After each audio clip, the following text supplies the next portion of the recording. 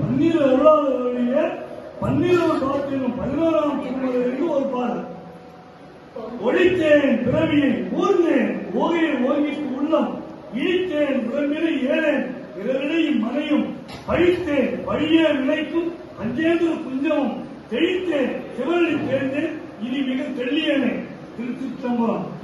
அருள்மொழி தேவராய அருளிய பெரிய புராணம் என்னும் 12ஆம் திருமுறையிலிருந்து ஒரு பாடல். திருச்சிற்றம்பலம்.